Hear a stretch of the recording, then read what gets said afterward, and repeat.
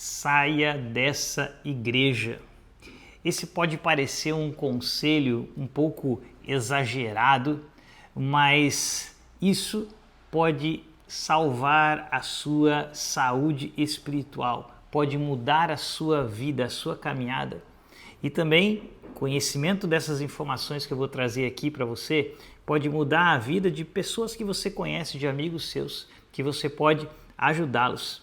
Existem hoje muitas pessoas dentro de igrejas cristãs aqui no Brasil que elas participam, nos seus corações elas percebem, elas sentem que existe algo de errado, que existem algumas coisas que não estão muito corretas, mas na verdade elas não conseguem entender ou discernir o que exatamente está de errado. Às vezes elas pensam, talvez o problema esteja comigo, talvez eu que preciso mudar e não consigo perceber e me adaptar a essa igreja. Então isso que eu quero trazer aqui para você é uma visão bíblica da liderança da igreja. É importante que fique claro que o que eu quero focar aqui é a respeito das lideranças das igrejas.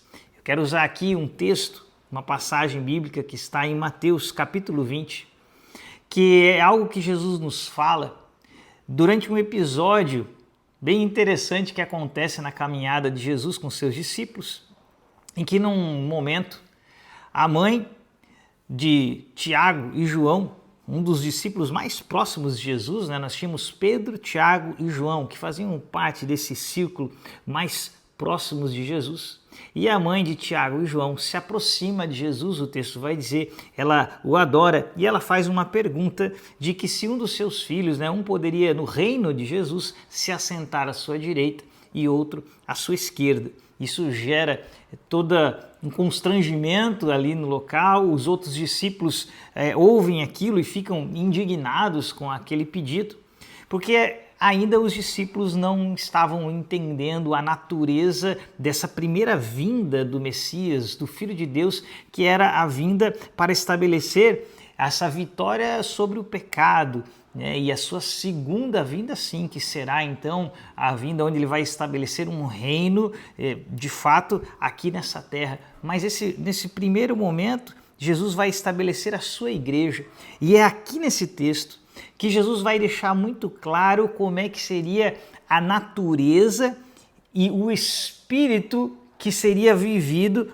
para essa igreja, com que espírito seria liderado a sua igreja, a igreja de Cristo. E esse texto aqui ele é muito precioso, que daí ele reúne os seus discípulos nesse momento e ele diz assim, no versículo 25 em diante, ele vai dizer assim, então Jesus, chamando-os para junto de si. Veja só, Jesus querendo mostrar, venham aqui e vamos entender isso que é tão importante, é o que eu te convido, venha entender isso que pode mudar a sua história, mudar o local que você frequenta, transformar o impacto que uma igreja pode estar fazendo sobre você e sobre a sua família.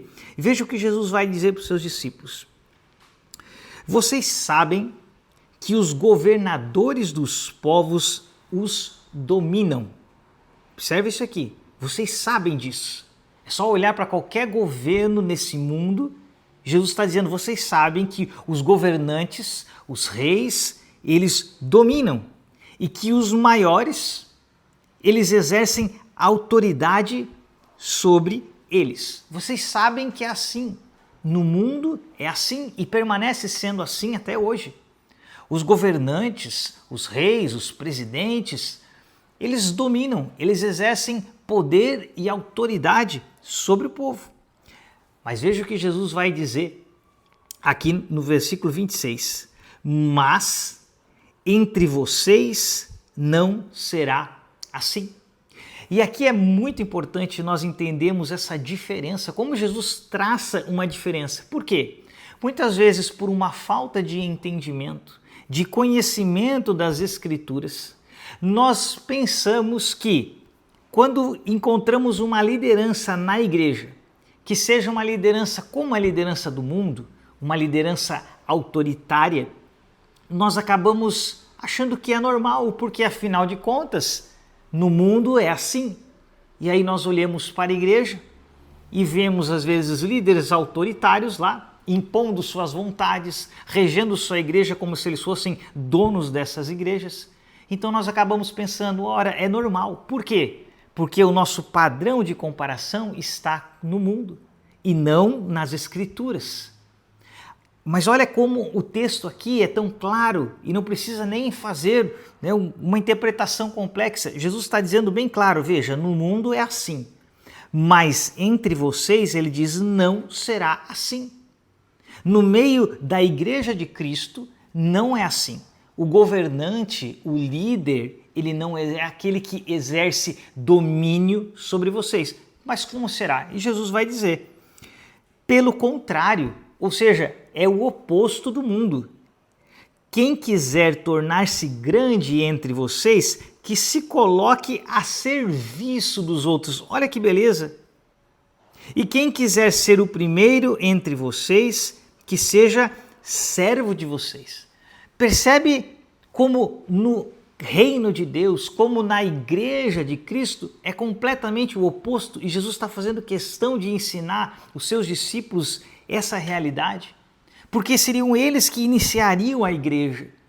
E Jesus não poderia iniciar sua igreja com homens dominadores, que se pensassem superiores aos outros da igreja, mas eles precisavam entender que o líder é aquele que serve, que o líder é aquele que vai e faz tudo para abençoar a sua igreja. E foi o que aconteceu com os apóstolos, pois eles morreram pela causa de Cristo. Eles morreram para que a igreja de Cristo continuasse, avançasse.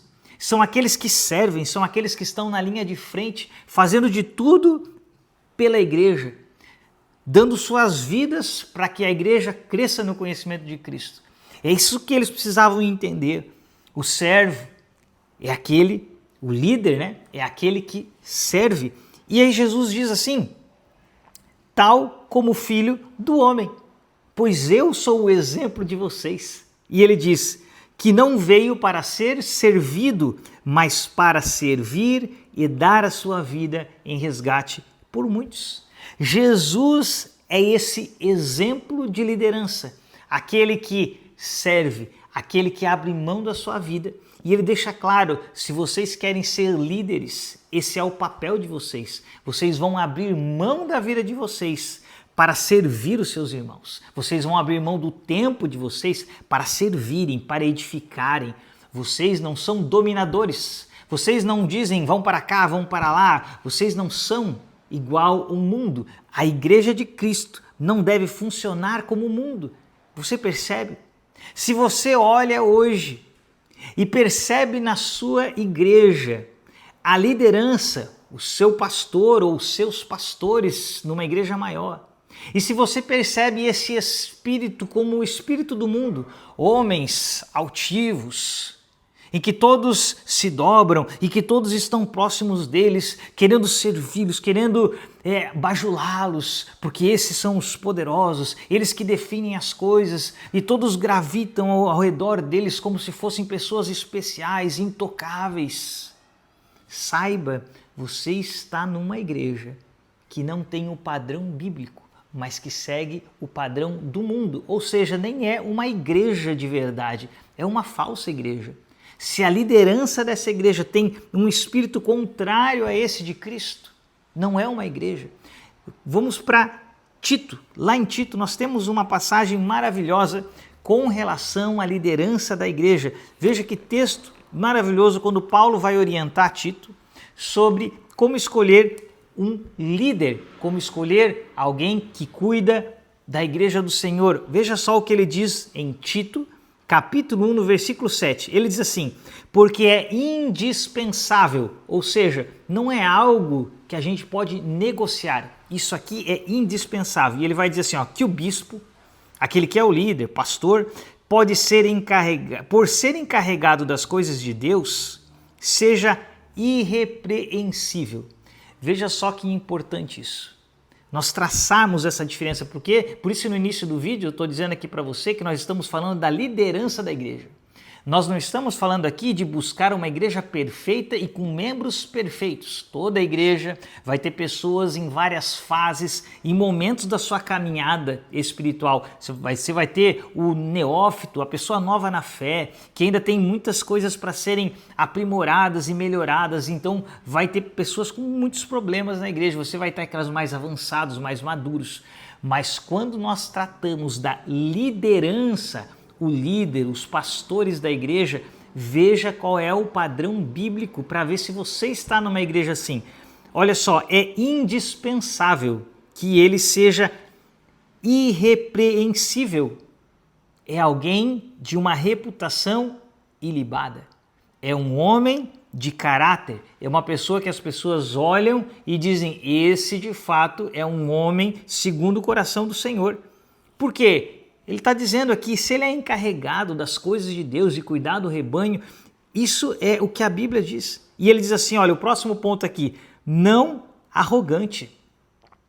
Se você enxerga um traço desse no seu líder, a arrogância, alguém que se coloca em superioridade aos outros, tenha certeza, você não está debaixo de uma liderança segundo os padrões bíblicos.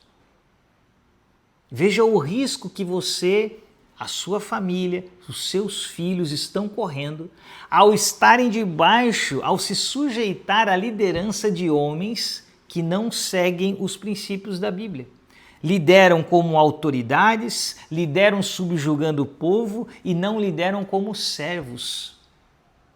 Algo completamente condenável. E além de tudo, se tornam arrogantes, soberbos, se veem superiores aos outros.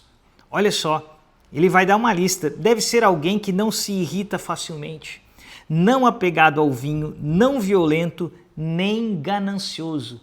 Isso aqui nem se fala. São quantas e quantas igrejas em que os pastores olham para as ovelhinhas como fonte de lucro, como alguém em quem eles podem arrecadar dinheiro. Então isso já é óbvio, já é sabido que esses pastores você deve fugir dessas pessoas. E ele vai dizer, pelo contrário, o bispo deve ser hospitaleiro, amigo do bem, sensato. Veja, se você observa no pastor da igreja, se você vê que ele é uma pessoa que tem decisões que não são sensatas, que ele às vezes fala coisas que não são corretas, você deve se afastar. Olha, ele deve ser justo, piedoso e deve ter domínio de si, domínio próprio em todas as áreas da vida e ser apegado à palavra fiel que está de acordo com a doutrina. Por quê? E ele vai dizer, para que possa exortar pelo reto ensino e convencer os que contradizem esse ensino.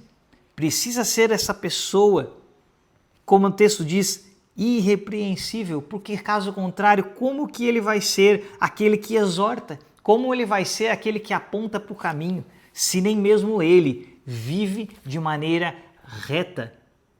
Então, quando se trata, lembrando aqui e focando aqui novamente, da liderança, nós devemos buscar uma igreja que tenha uma liderança segundo as Escrituras.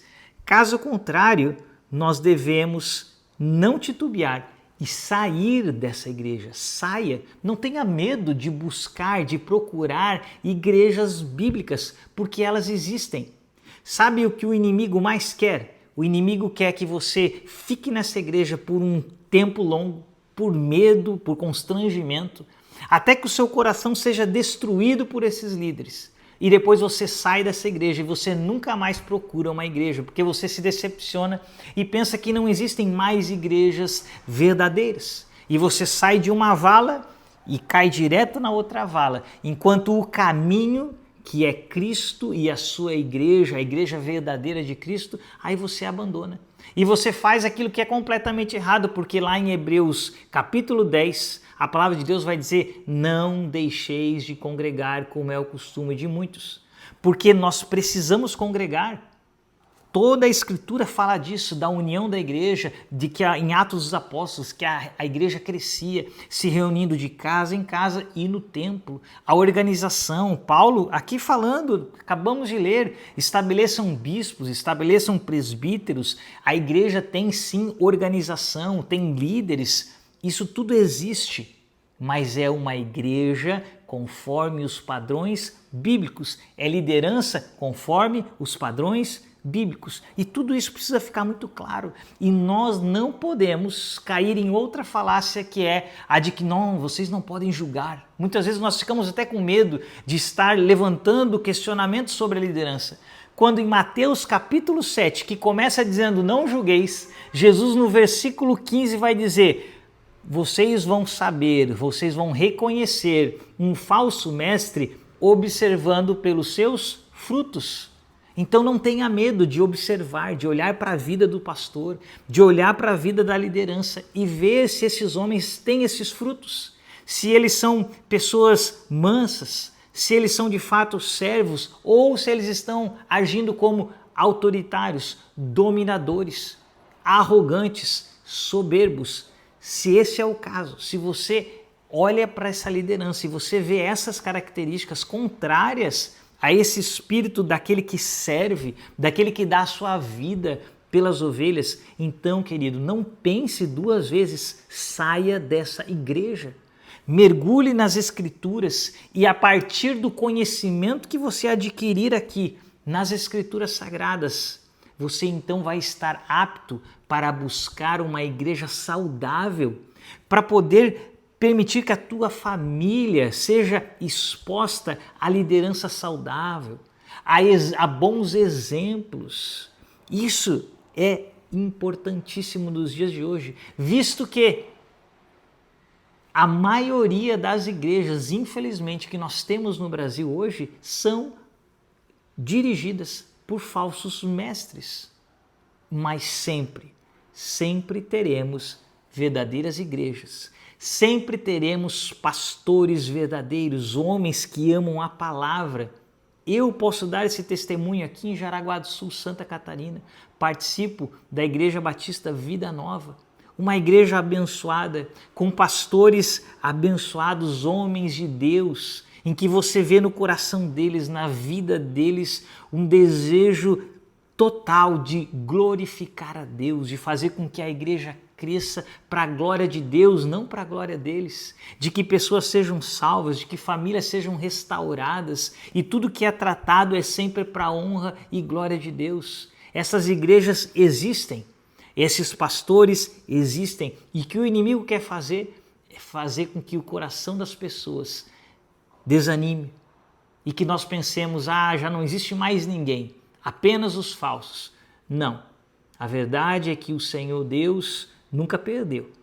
Apesar de Jesus deixar muito claro que são poucos os que vão pelo caminho estreito, que conduz à vida, e são muitos os que vão pelo caminho largo, que conduz à perdição. Por isso diz que a maioria hoje das igrejas são igrejas lideradas por falsos mestres. Mas fica esse alerta.